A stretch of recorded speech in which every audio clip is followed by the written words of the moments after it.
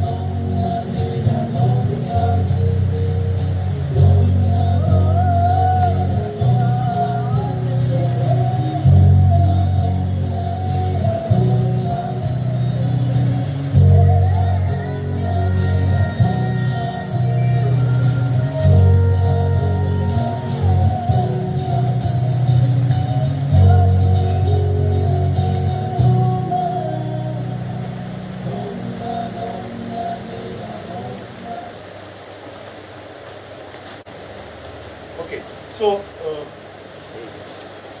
so I'll start with two things that the film ends with. There's an appeal to the Prime Minister, in the sense about Jal Shakti, and the other one, that Jal Shakti, imagine there's a new ministry that's being formed in our country, which talks about how there needs to be water in every tap. But there's no conversation around whether there's enough water to actually have that in those taps. So there will be some part of my conversation around that. And the other is around same time, I think 2 weeks ago, the Prime Minister made an appeal through his Mann Ki Baat about how citizens need to gear up and start saving water. So very squarely putting the onus of saving the water. So there is a water crisis. So Niti Aayog talks about 21 cities running out of water. Almost 80 water bodies have disappeared completely. Jal Shakti Ministry, and then asking citizens to do something about it. What I'm going to talk about is that no, it's not citizens. At the end of the day, my showering less or me saving 5 liters of water cannot be the solution to the crisis that we all are staring at. It needs to be at a different level because the crisis has been created at a different level, and the scale is very, very, very, very huge. So it can look a great optics like what Swechha Bharat looked like, as if you fix a dustbin but you don't fix a landfill, and you think that's your solid waste management solution. Similarly, you want panchayat and a villager to cure water, to take care of water, but at the end of the day, the municipalities that are supposed to be doing things, they're not doing enough. So I'm going to talk about that as well. But in the narrative of in last 5-6 years, or at least last 1 decade, a lot of times when we talk about various issues of environment, and more so about issues of water, one thing that comes in right now, the fact that it's raining outside, the fact that Chennai brought in post-May 23rd, post-election results, I think suddenly water became an issue, as if there was no water crisis before.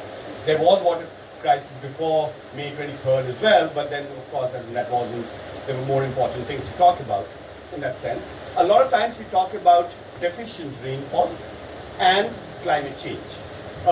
First thing, of course, I'm not saying that there's no climate change. I know there is climate change, all of us know there is climate change, but the crisis is not because of climate change, or it's not because of deficient rainfall. If you look at in India, like Central Groundwater Board actually says that we need around 3,000 billion cubic meters of water is what India's requirement is, and we actually get 4,000 cubic meters of rainfall in total. So it's not as if we have less rain in that sense. It's just the way we manage our water historically and now. When I say historically, that does not mean in early days in that sense. Almost 80 to 90% of our water is used for irrigation.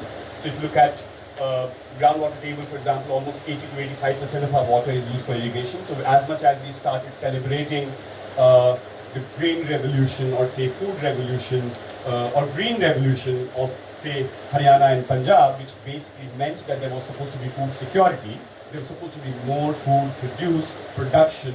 That also meant in many ways that the kind of food that you were producing, which was dependent largely on irrigation, and a lot of water got extracted. So in the film, there's a mention of 2 crore tube wells that we actually have in our country. So what we did in Haryana and Punjab and Uttar Pradesh and many other parts of our country, even for our municipal supplies, we ended up making these tube wells and bore wells everywhere.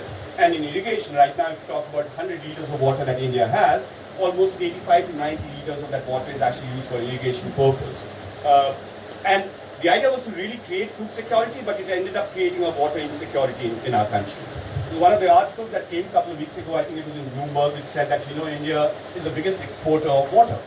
So when we talk about water crisis in the country, we might think that it's we are only exporting copper or exporting basmati, but effectively what we're actually exporting is water in that sense, because all these yields that is happening is actually going there when those countries are not really your amount of water that you have is not for that particular crop. Your consumption is also not of that kind.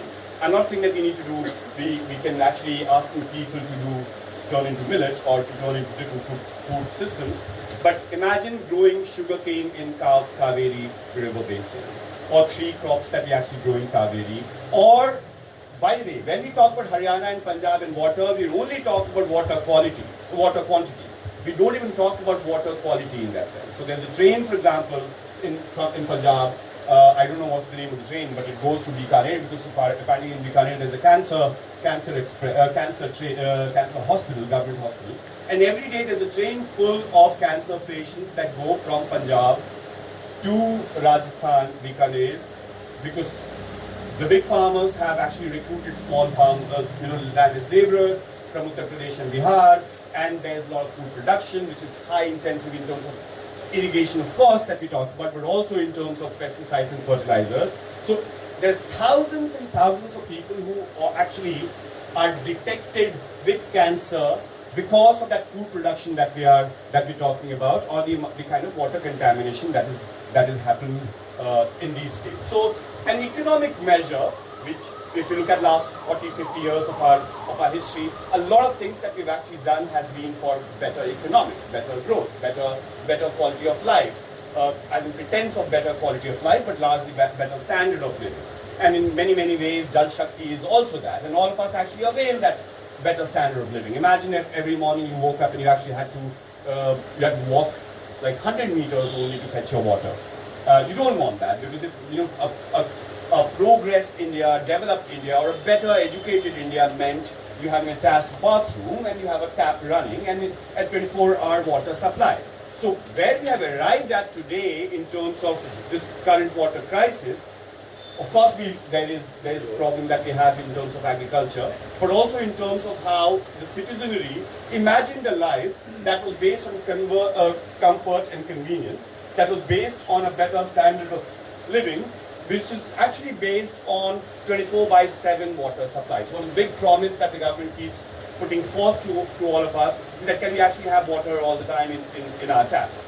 In all of this, we never talk about where is the water, what's the state of our water. So when we talk about state of water, we talk about two things, right? As in largely, I'm not even considering the ocean, because that's the other big casualty and big infrastructure projects. And not just this government, but governments historically will always push for big mega projects to solve these issues. So in the last 30, 40 years, we looked at bore wells and tube wells.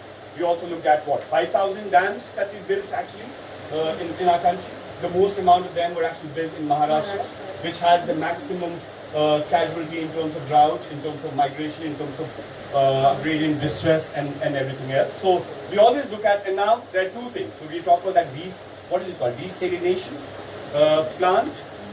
Desalination? Desalination, English. So you set up those plants, and the other one is this interlinking of rivers. As if these two things will solve the crisis that the country is facing.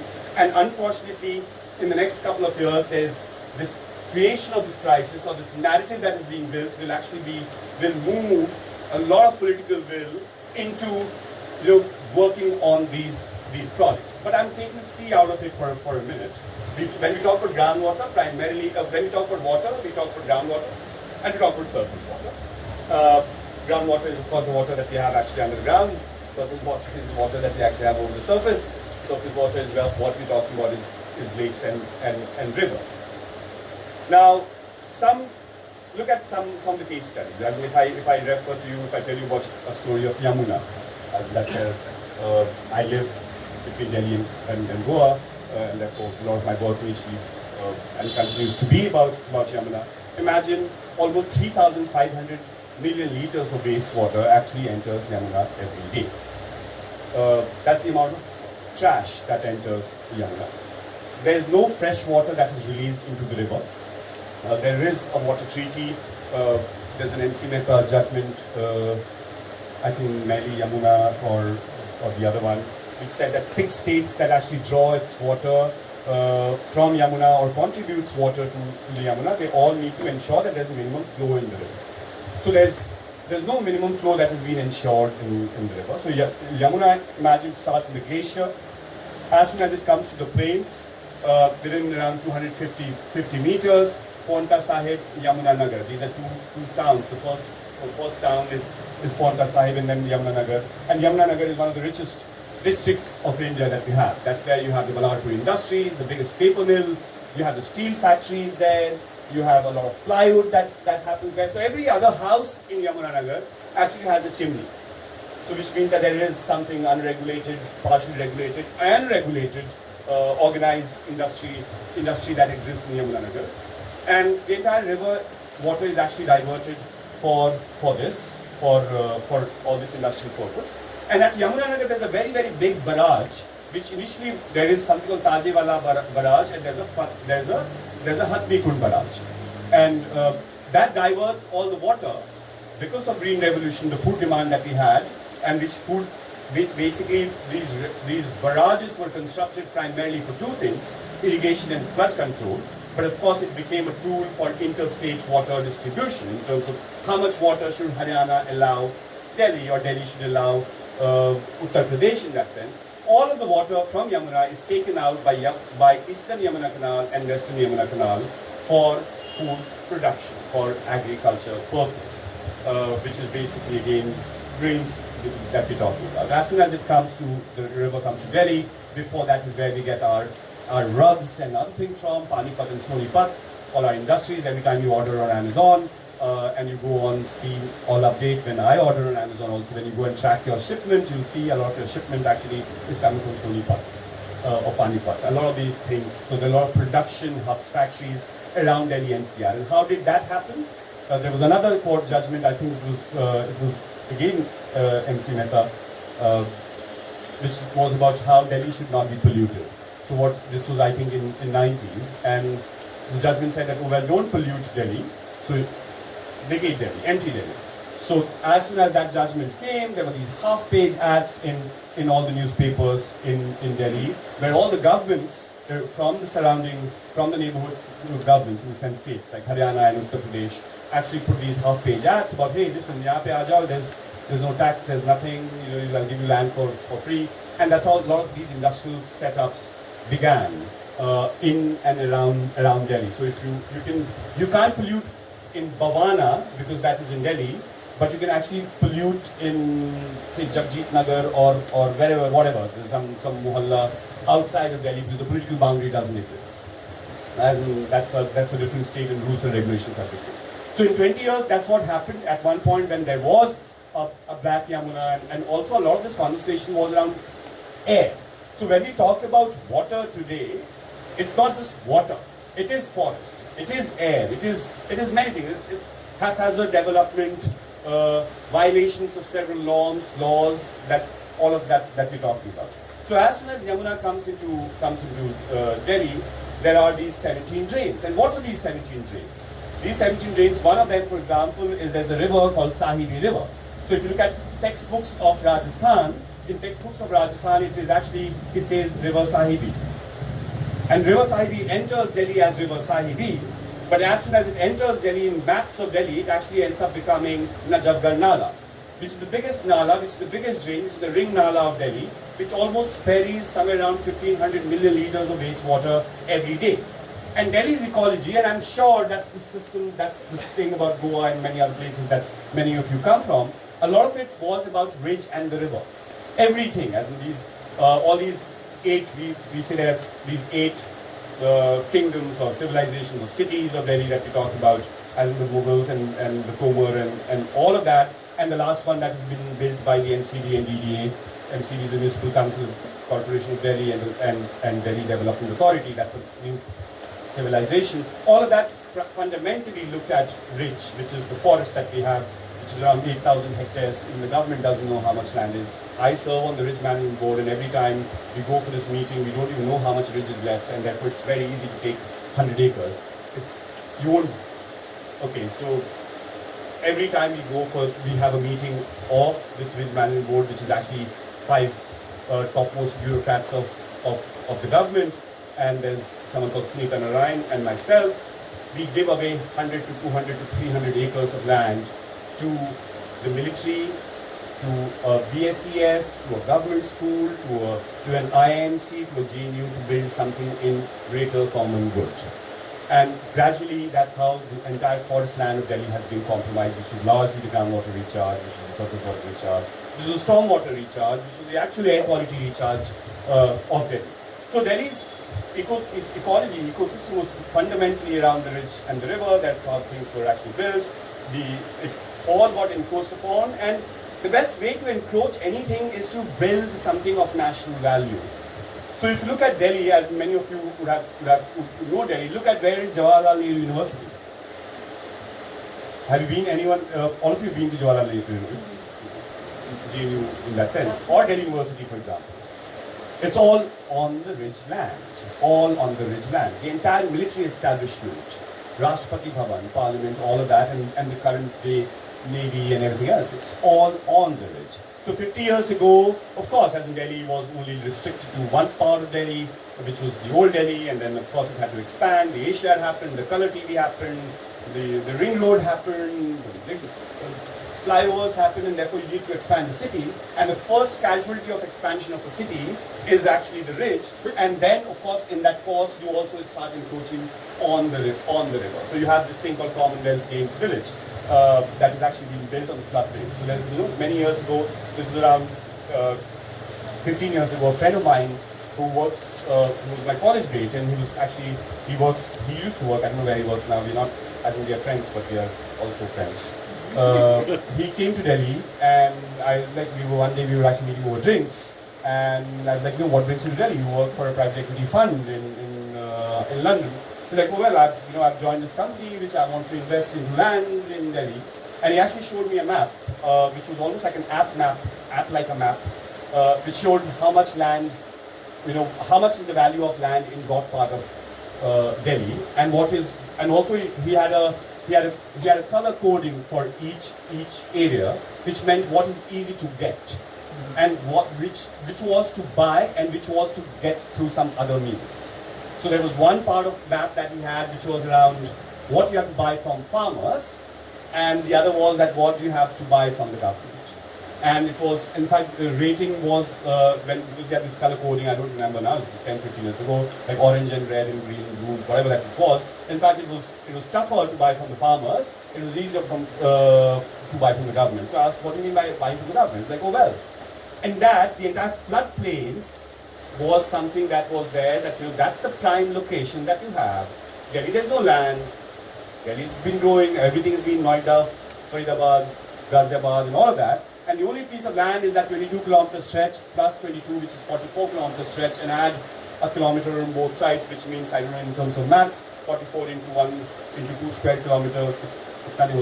That's the land that is available, which was available for sale. And gradually, if you see, the first encroacher to that was the government itself. So what did the government do? It built the Asiad hostel there, and now Delhi Secretariat. It's actually on the floodplains. So now what can you tell? It's the government. Then the second one, after 20 years, whatever, Commonwealth happened, you build the entire Commonwealth Games there. And then you build Commonwealth Games Village, and huge structure, which many of us oppose. We took them to the court, we took them here and there. But of course, in the greater common good national story, the judges are amazing in our country because of whatever reason.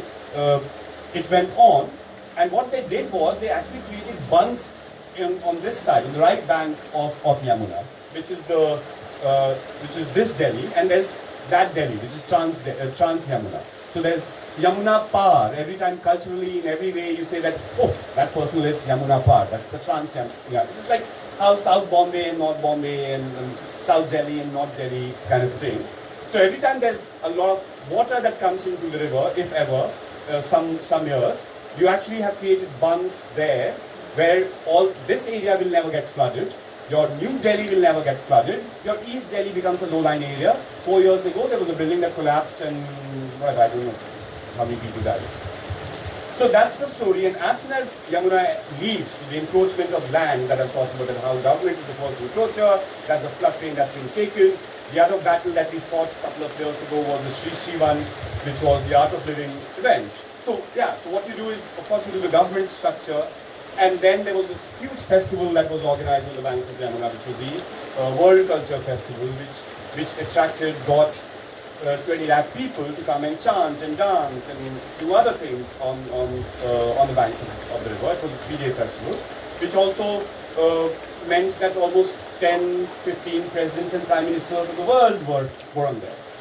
For that, there was almost what? Around 1,000 acres of land that was completely taken, that was taken away from the farmers, was actually leveled and organized for this entire World Culture Festival. So we've seen how in the problem, the situation that we've arrived at, and after that, of course, every 3 months you'll hear about the Taj Mahal story, how Taj Mahal is, there's a mosquito that's been defecating on that Taj Mahal, and Taj Mahal has now become green, and Taj Mahal last 30 years, the first PIL 85 to 30, now it's been going on, those stories. I'm talking about the capital river of our country, and the kind of state of affairs vis-a-vis the capital river of the country in that sense. So Yamuna is not just one of the most prominent rivers, but the fact that there's so much of media attention, political attention, judicial attention on the river, and this is how we all have treated this particular river in that sense. Similarly, if you look at right now, for a long, long time, at least recently, we've been talking about the Chennai water crisis. Now, what is the Chennai water crisis? It is, of course, it's what Chennai last year did not have rain. For 200 days, it went without rain. It depends, a lot of it is based on the receding rainfall, November, October monsoon and all of that. But actually, all the wetlands, there were what, 4,000 water bodies in and around Chennai. If you pave your wetlands, if you build SEZs all around, if you build structures and airports and buildings and commercial establishments on every water recharge system that was there, be it the aquifers, be it wetland, be it mangroves, be it lakes, and what do you do? As I said, they end up doing, first they started building a school, and then they will build a mall. First they'll make a hospital, because it's actually for better welfare. They'll cut trees so that for a highway. And then they will actually give it away for a township to, say, an Adani in that sense. And that's the story for most of the development projects that you see. Look of it, a Chardham Yatra, a Chardham road, which is basically the highway that is being built in the mountains right now, which means, thousands and thousands of trees that's actually being chopped without any environmental impact assessment done. I'm sure many people who are here who've been working on EIAs and how the government tries to figure a way to break it into smaller land parcels so that you don't really need a bigger, an extensive EIA. That entire thing gets compromised. So in Chennai, the same thing that has happened, and now there's a Chennai water crisis. Now the other thing in all of this is that who suffers the most, and the pricing of it. So 10 years ago there was a lot of conversation around privatization of water, and still is. We might think it's not privatized water, like when the government tells you that they're going to put a tap in your house. In a way, it's the first step to look at metering water, right? It basically means that they can actually, a public resource. So water laws is basically that you and I, anyone can go and take a bucket out of a river, a lake. Government is only the custodian. Government doesn't have property right over our water bodies. Government is only custodian of our water bodies. Therefore, I can also go and take a tape or take a bucket out of it. Now, in all of this, when you actually when you put taps everywhere, when everything is a piped connection, of course, that's the first step of privatization of water in that sense. And government tried really, really hard. The current Chief Minister of Delhi, a lot of his work initially was on opposing that entire World Bank bid on privatization of water. And the amount of money that you actually had to pay to the consultants, the amount of money that people had to pay eventually. So of course, imagine you and I perhaps still can pay for a lot of this water that we consume, and a lot of us actually consume a lot of private water already.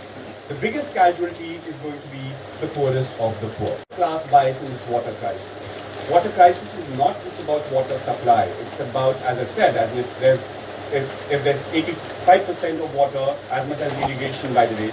We blame irrigation. I started with saying that there's out of 85 to 90% of our water in our country is used for irrigation purpose, and therefore for bad food cultivation practices. So therefore we are clearly blaming the farm sector in that sense. But in Maharashtra, for example, 4% of the farmers who actually grow sugarcane control 68% of all the water that is available in Maharashtra. So people who are actually growing a piyaz and tomato and your sabzi and the small farmer that we're talking about, that you actually see, the rich farmers we don't get to see. The farmer that you get to see in distress, he actually doesn't get paid money. There's no water that he has. Of course, a lot of them are doing farming because there's no other alternative. There's no other occupation in that sense. And they're not the people who are actually guzzling all that 85% of the water. It's these big farmers who are actually been controlling all the water resources, all the reservoirs, all the water supply in our country. So right now, when we talk about India moving towards a water crisis condition, India getting into a water war situation, as in 21 cities is what government tells you. And cities is what government tells you. Like before election in last 6 months, we've been talking about agrarian distress, but we've never been able to really break that agrarian distress into what does it fundamentally actually mean. Is it only about MSP? It's not just about MSP. As an agrarian crisis is not just because it's not being paid, the minimum support price or maximum support price or whatever MSP stands for. It's not just about that. It's about many other things. As in, the first thing that is like the reservation debate that we get into, that why should we actually give reservation to scheduled caste and scheduled tribe, the entire conversation around how people who economic criteria pay reservation in Achal is very, very similar on this water, that the poorest of the poor were actually given free subsidy, or were given permission to dig as many tube wells as they could, or there was subsidy to dig tube wells in the country, and that's how these several thousands and crores of tube wells actually came, because that was the only source of water that they had, because the other canal system that we have or other water supply system that we had was mostly rooted towards crops that were for big farmers in that sense. So right now, when we talk about the crisis in cities, in villages, it's about water quantity. Of course, water is all gone everywhere. Groundwater is contaminated. Groundwater has disappeared. As I said, 85 water bodies have completely disappeared. There's a greater bid to encroach upon, because land is what the government wants, and not look at water in that sense. So imagine in Delhi, some of my friends have actually fought this thing. Vikram Soni and a couple of other people were battling a couple of years ago, 10, 15 years ago. There's a mall called DLF Promenade in Basantpur, which is again a complex of 3 malls. There are 2-3 PSUs, and there are 2 great universities of India called Terry University and School of Planning and Architecture. And that the entire, I don't know how many thousands of acres of active forestry where the entire structure has been built, which is against everything. It was against, as it comes under morphological ridge. So it's not ridge, but the properties of water recharge and forest were similar. And Terry and SPA universities actually are from that encroached upon land, encroachment, of course, legally encroached land, which is the actual water recharge of that entire area. So unless and until we look at things holistically, we look at issues of not, like right now, my fear is that a lot of conversation is going to be about interlinking of rivers in the country.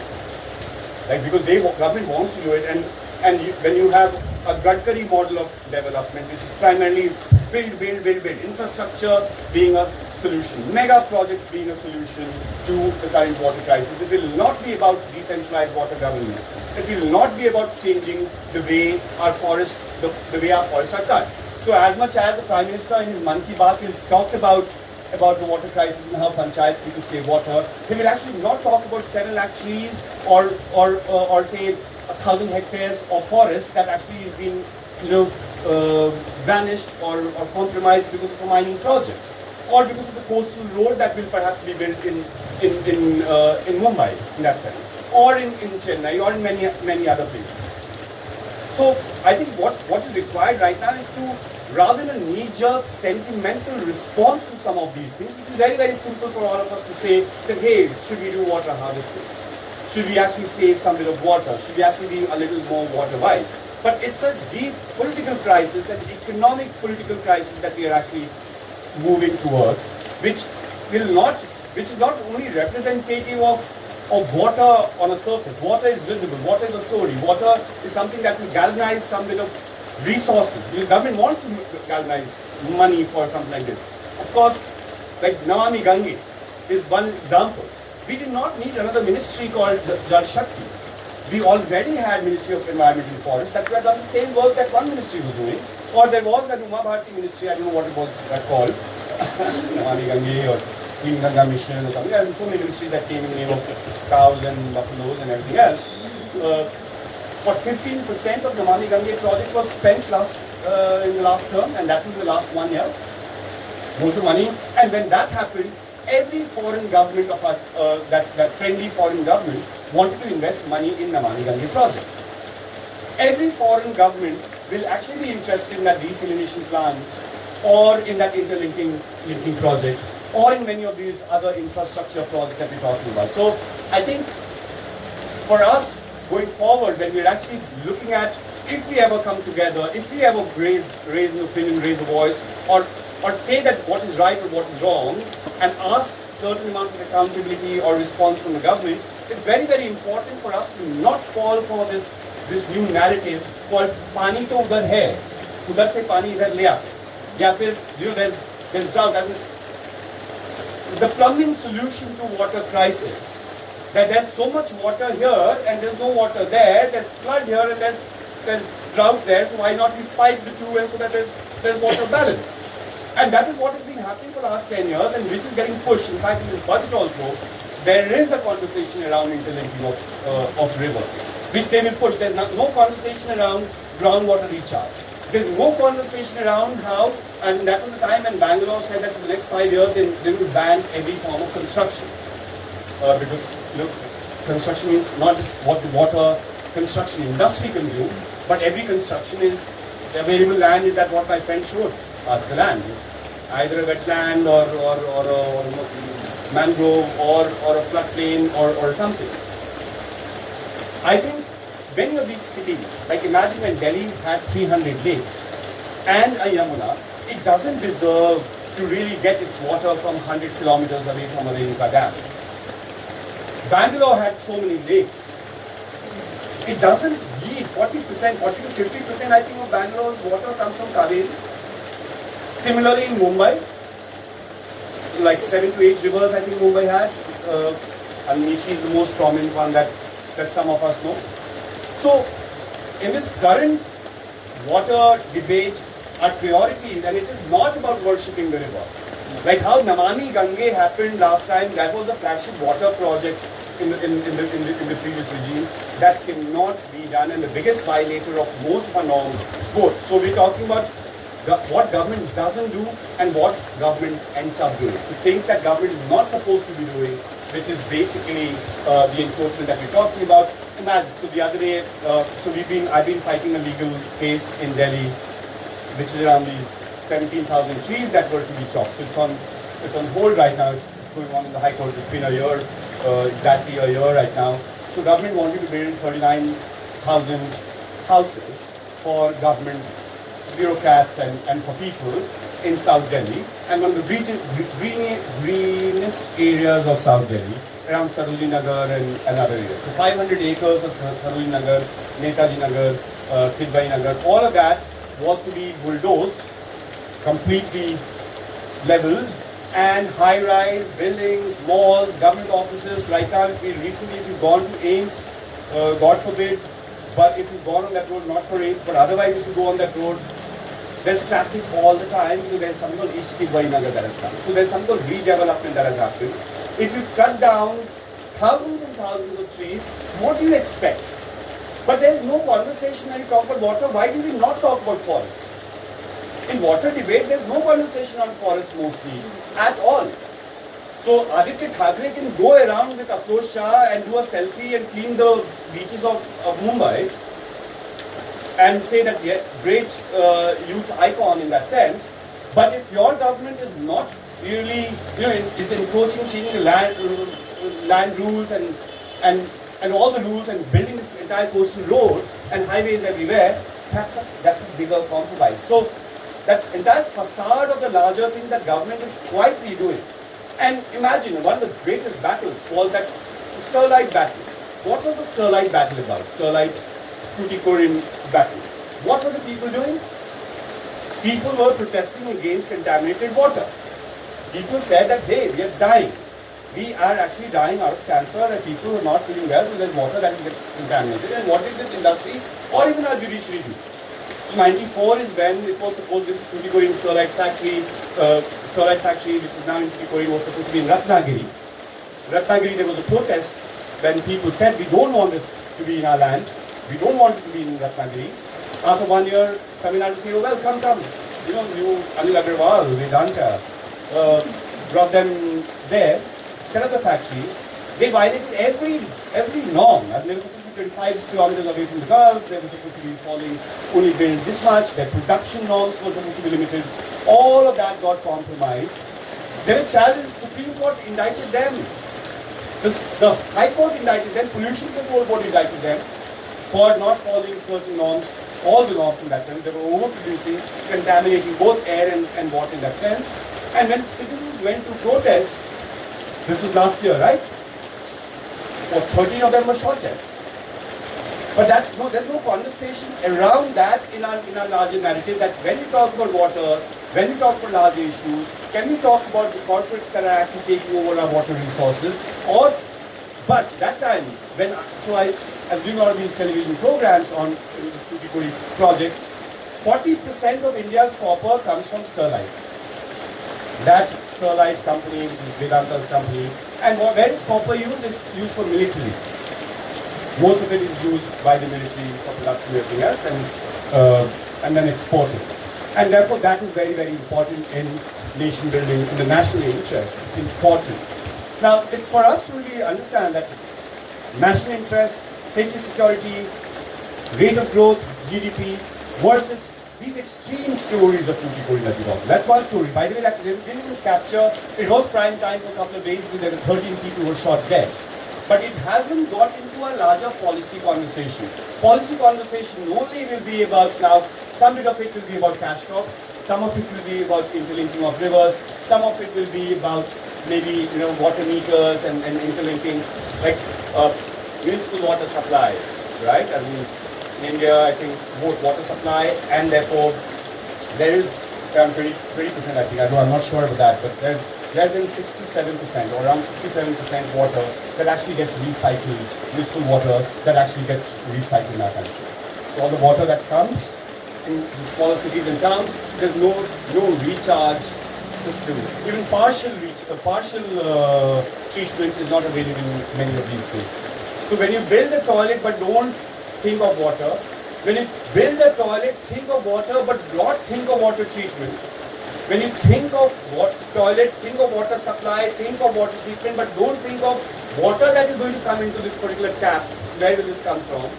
If those conversations are not interlinked, because it's the same web. Excreta is only one part of the larger water and sanitation project. Around water and sanitation, or around a katha toilet key or whatever that is, there are many other aspects of it, which is very, very important to really connect. I think there are many of these battles, unfortunately, are only fought because by the people who are actually suffering the most, which are the poorest of the poor.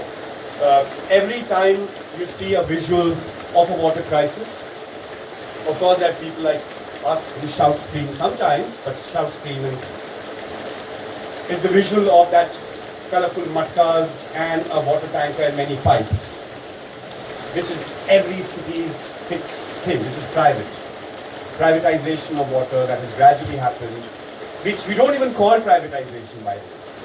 Tanker mafia that has taken over urban spaces is not even talked about as privatization. In that, there's no quality conversation. There's only quantity conversation that we have. So,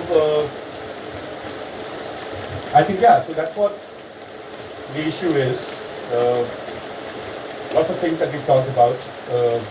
Maybe I'll take questions and respond to, bring out a few more things that's relevant.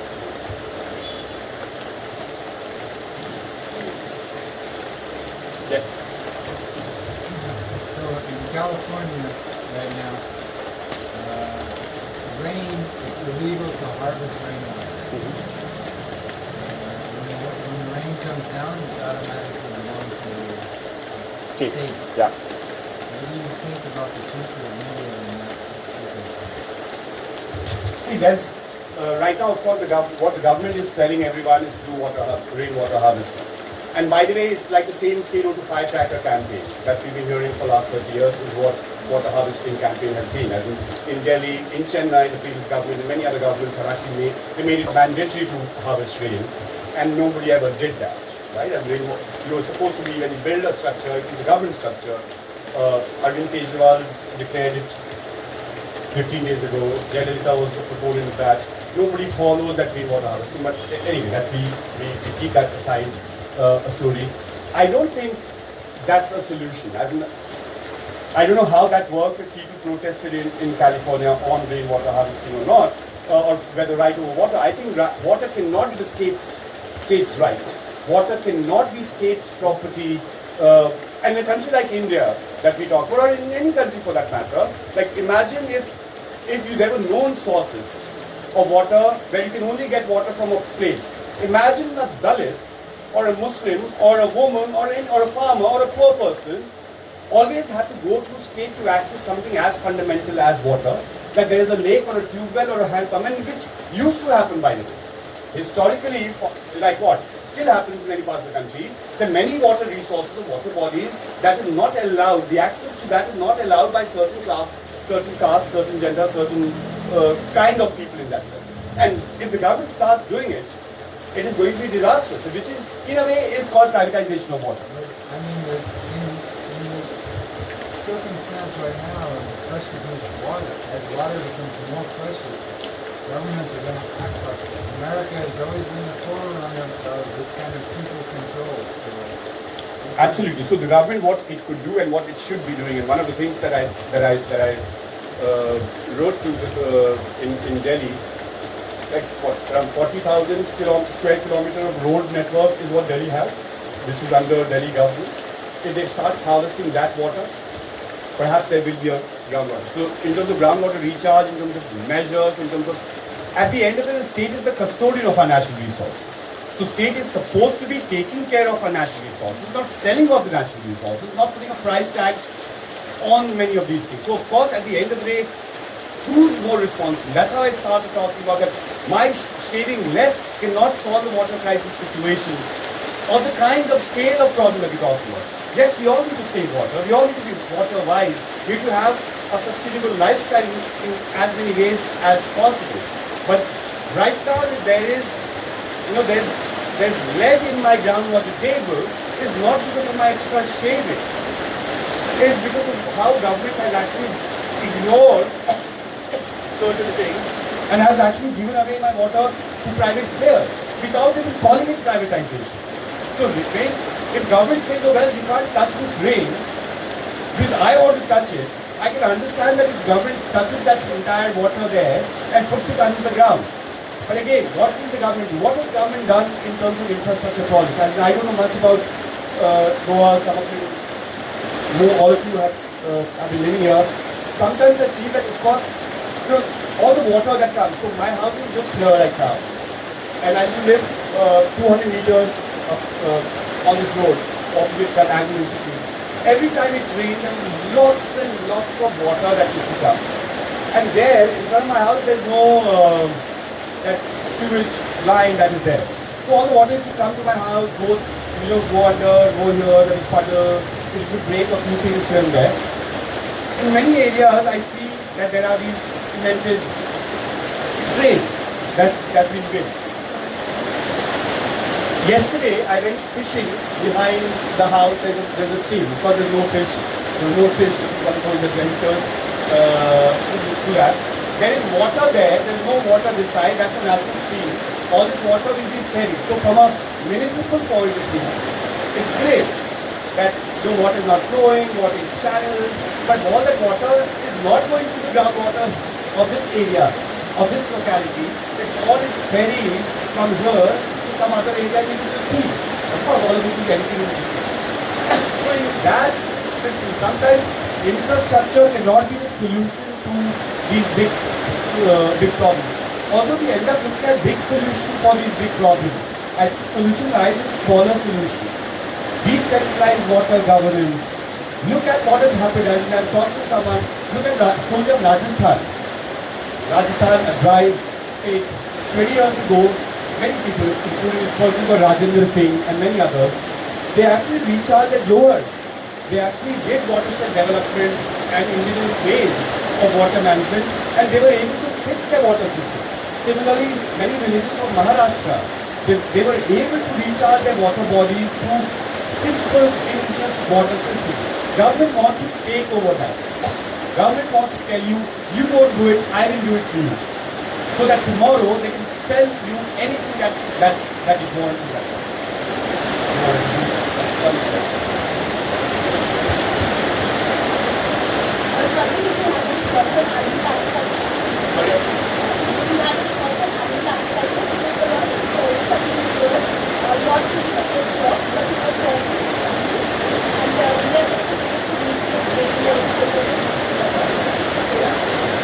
So there's been a lot of conversation around non-vegetarianism and consumption of water through industries primarily. We talk about fashion industry that consumes the most amount of water, and then the other is the meat industry that consumes a lot of water. A lot of people like us who actually sometimes hang around or mostly hang around with people who work on environment. There's a very beautiful article that you should read that came down to earth, which is about India's non-vegetarianism versus the West idea of non-vegetarianism. The meat that I consume and the footprint of that meat consumption versus the meat consumption of an average person in Vienna when he or she consumes meat. Overall, one is a ethical, philosophical response to non-vegetarianism or meat consumption, to which I would say yes, as in to harm an animal could be bad for some. I'm a non-vegetarian, so therefore I should stick to that in mind. But the current meat industry, of course, there's beef that gets exported. I'm not sure if beef is processed in India and if that's happening, therefore. So there are two things. If you look at McDonald's and many other parts of meat production thing, there are a lot of forests that gets compromised. You buy a forest and you graze them, right? So there's water consumption there, and then there's meat storage and meat processing that takes a lot of water again. In India, mostly right now we're talking about production rather than processing of beef. Like we export, I think we are the largest beef exporter in our country. Of course, it is a water distress sector, but at the same time, imagine, like in last 5 years, if you look at agrarian distress, it's important. I'm not doing whataboutery here in that sense. In last 5 years, a poor farmer who only had a buffalo, she never had anything. He had a buffalo, and that's the only thing, and there's climate change, there's no water, and there's a crop failure. Or a buffalo and a cow, and the cow has stopped giving any milk. In the time of distress or a drought, what did he do earlier? He sold the cow. There's a market, there's a bazaar, there's a mela called Son Mela, which was the biggest animal mela of Asia in Patna. जिसमें हाथी भी मिलता था और सारे जानवर मिलते थे. Now, poorest of the poor who actually treated that not as mata, not as vegetarian sustainable consumption of food. For them, cow was not, or buffalo was part of their livelihood structure than worshipping structure or anything else. They're not able to. There are many farmers who actually imagine what would a dead cow mean. It still meant 3,000 rupees, which meant at least food for that family. So when you hear of these stories of people not eating, not able to sell, or people being caught for lynching and everything else, these are also farmers under extreme distress who are not able to sell their cow, buffalo in many parts because it's now illegal in that sense. So I think it's a long disconnected thought from what you asked. Of course, meat processing, meat industry is polluting. It might be take less than what it takes in Europe. But in the order of priority right now, will I bring this back to your cow conversation? Perhaps I will not speak about cow when I talk about water. Because it's very easy for government to want that to happen. Government would want me to talk to say that beef industry के कारण पानी का crisis हो गया. Yeah.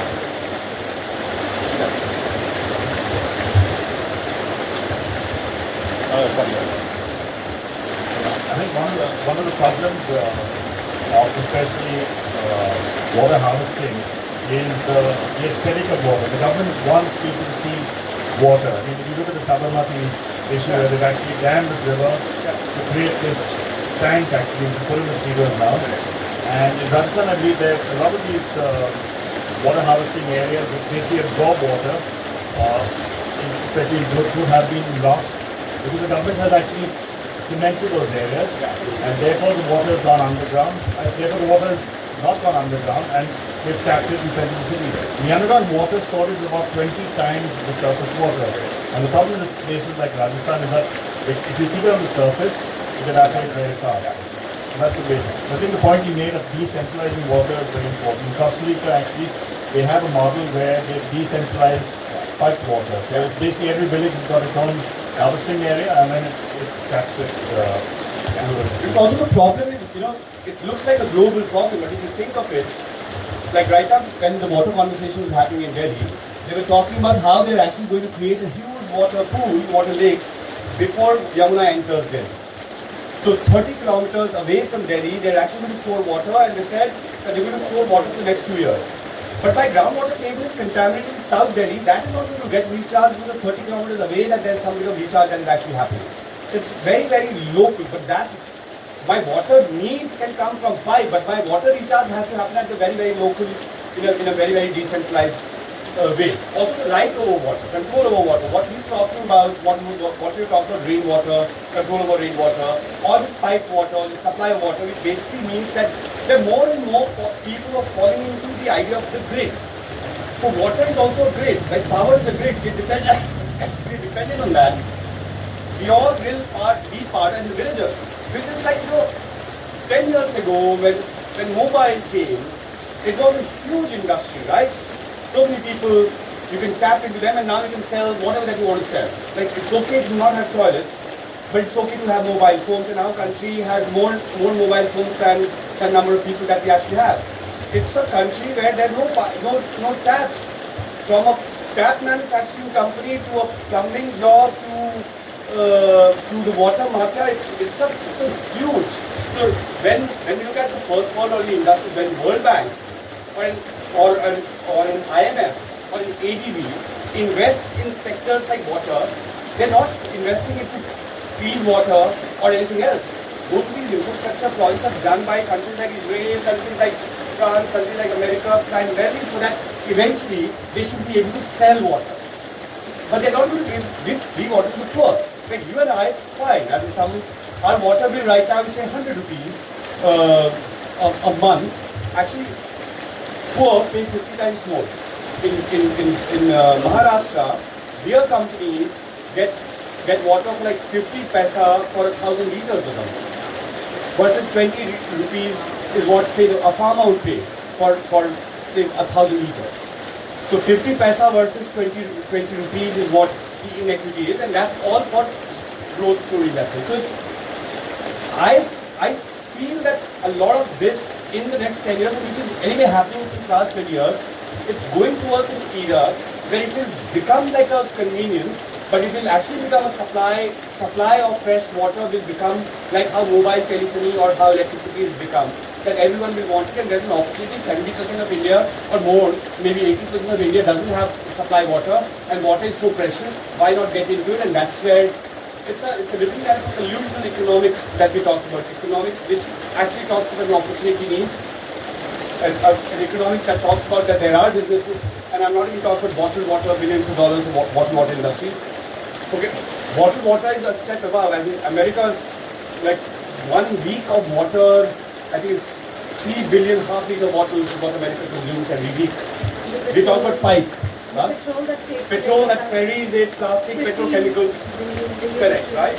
So and that's only half-liter plastic bottles that we're talking about. We're not even talking about the supply water, which is a great opportunity. So in many ways, it's a great business opportunity for the government to give water to 70% people and get private players to eventually do it. And that is what it's moving towards, fundamentally. Which also would mean that they will look at water as a resource, which is very important to look at water as a resource, but looking at water as a commodity, which is again, it is important to look at water as a commodity. So when you look at water as a resource and a commodity, but you forget that water is also an ecological value and has other things, and also is linked to equity and justice, and also is linked to forest and your nature, is when the challenge actually happens. When the government only looks at that from a commodity angle.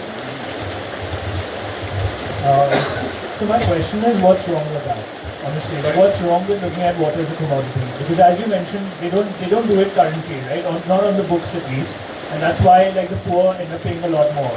Like most of us, like we are paying underpriced like water, like we are getting underpriced water, and we are the largest consumers of water as well, right? So when there's an actual price, then we might like a price that reflects the actual value of that water, then we might actually reduce our consumption, right? And the equity issues you can always manage through like other forms of payment. Right, like, but in terms of like when you, I'm sorry, like you can transfer money to their bank accounts for them to pay for water, right? Like if it, I mean, as long as they have access to that water, because as you yourself mentioned, like people are getting water in some way or form, right? Like even the really poor, like they're eventually paying like the tankers for like really expensive water, right? Of like dubious supply. So like why not make the government responsible? Like if you're paying a price, then wouldn't you hold them to like a higher standard? Absolutely. So I hold government absolutely acutely responsible for both the quality of water and quantity of water. I squarely think they're the custodian, they're responsible, they're the managers, and they're supposed to, if my water is contaminated, I need to do that. My problem comes at two levels. 20 years ago, when we all started, where do you live? You live here? Which city do you live in? Somewhere you must be living. Bombay. You have an aquaguard in your house. When did you buy it? 10 years ago. Why did you buy an aquaguard? More because like the building tank is probably... Building tank is bad, and that's why you bought an aquaguard. And building tank is bad because the water supply is bad. Building tank is not clean, and that's why you bought an aquaguard, and you think that aquaguard... Right. So what we ended up doing 10, 20 years ago, whenever we face a water crisis, is we actually found a private solution to a public problem. What all of us did, and we didn't like, right, I live in Delhi, and at least once in 15 days, because of that water tank, maybe you still keep the blame on yourself, or maybe a supply ammonia came, because you can't see ammonia. Because you only see kachara that is coming from the tank, but you're not seeing the other things that actually is also coming, which the government has sent it. The government hasn't tested your water. We found we don't call the government, we don't call DJB or the police that's serving me poison. Right? It's contaminated water that is coming in my tap, it's completely black, therefore I should actually complain. We ended up finding a private solution to that water crisis. We fixed our aquaguard. It's a different matter that many of us don't even really follow that aquaguard month cycle, which says we have to change the filter, change that. Notionally you think you do. Sorry, I forgot to say that. Notionally you think that you've actually found a solution because you found a thing. And the same thing is happening about air also, but I'm not getting into air crisis. There's nothing wrong in showing urgency vis-a-vis if you call it a commodity and if it solicits a different kind of attention, it's okay. But when you call it commodity, which actually leads to what Carl was actually talking about, or what I'm saying is that resource or control over water resource, because it's a precious resource. It's like petrol is not flowing in anybody's tap.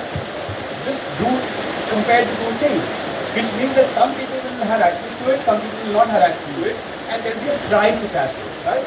Currently, right now, the government actually spends almost 11 rupees per thousand liters of water to treat your water and gives it for 30 paisa per 1,000 liters, as this was in Delhi. Now, of course, the poorest of the poor, they can afford to do that.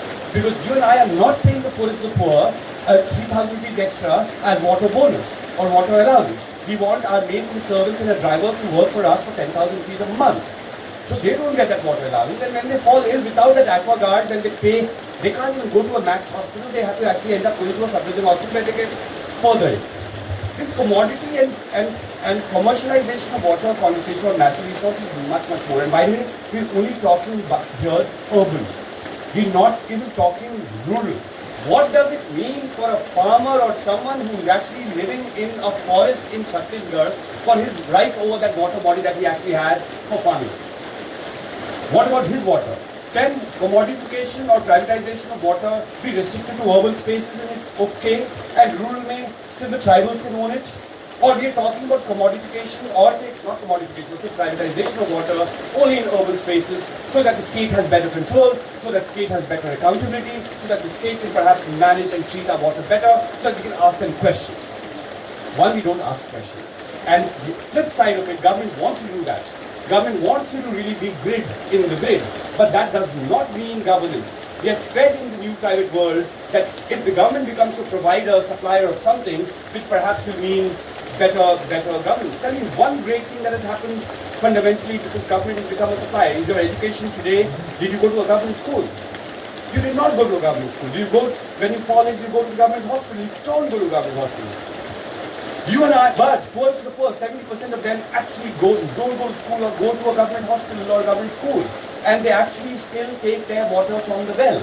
So the debate here is about the person who does not have the tap or who doesn't have the agency to buy water from a particular place, and we think that government is so holier than thou that when government actually cleans all the water and controls all the water and will actually harvest all the water, is going to give water to everyone and the poorest of the poor for free or for better well-being.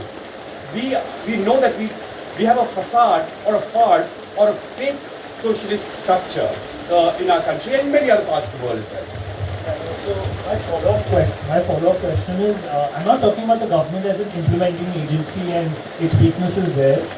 It's more like creating a market for water, and then maybe like private companies that are more efficient in actually supply of water, they can get involved.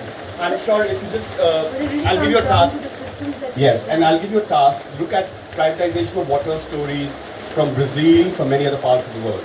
Yes. There are many measures that you use, case studies. Look at what has happened. The same thing, that favela mein pani pahunch jayega.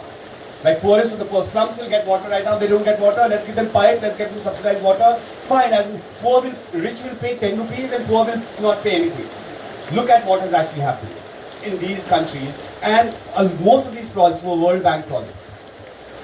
ADB, World Bank or ADB, so Asia mein, in many parts, many cities, case studies that you were talking about in many places. It looks great. I would love to have a private guard as a state to be my guard rather than brute force securities to be my guard. I would love to be in a government hospital. I would love to these things, but it's not happening. And given the precedent that we have, like if the government is screwing your mangroves, do you think it's going to take care of water and give it to you for free? When government screwed look at like the wetlands or Delhi or floodplains, when government has contaminated all your groundwater, do you think its wisdom is only in profiteering and cronyism, which has become the normal part of governance? And because the challenge is that the bans that you create, the judicial bans, that doesn't help in like as you mentioned, the challenge of development. Yeah. Right? I'm saying privatization. Short answer to your question is that privatization is not an answer in a country like ours or in many other countries. And I don't think the problem that we're facing of bad water or less water is because there's no private water. Not because there's no my baap or there's no owner. The issue is not of ownership. Issue is of ownership. The government has been claiming its right over these water bodies and has been distributing. When I say 85% of water is used for irrigation, by the way, 50% of our agriculture is irrigated agriculture, 50% of it is monsoon-fed agriculture. 50% of that. Now 50% of our agriculture, which is actually irrigated agriculture, and irrigation is actually state-supplied irrigation, which basically is canals and dams and barrages that we're talking about. This is built by the government, and which is largely what? Now, if you get into today's topic is not on agriculture, you look at acreage of land and access to water, and labor and everything else. That's a separate conversation on looking at how agriculture, consumption, land holding is linked to issues of equity in that sense. And you back up. You know, like private companies like Nestle who are buying up water bodies. Absolutely. Yeah. We're going to allow them to tell us Yeah. When that's what as in, it reads okay, but that's what as in, when has it happened? Like imagine, can you imagine having? But we also become stupid, right? All of us. When we buy Vimlendu, we don't even think about it, right? But it's just coming in plastic. We all have read stories about microplastic into our food chain.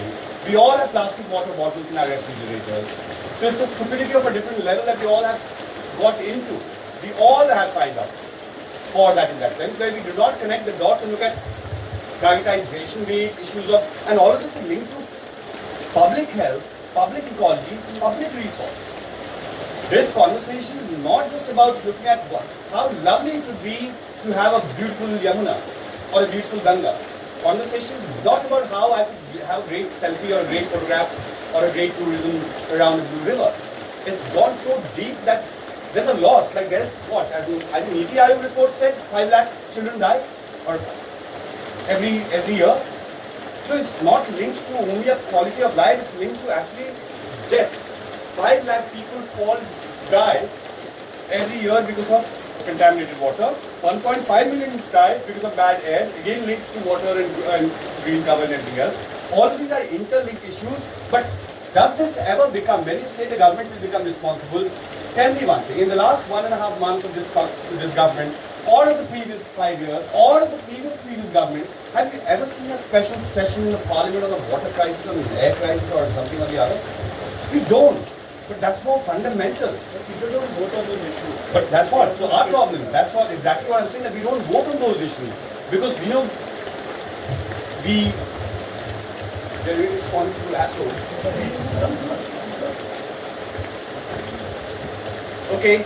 Thanks a lot. I think Goa has a great potential. We should all harvest some of the water and save some water and be water wise. Thank you, everyone.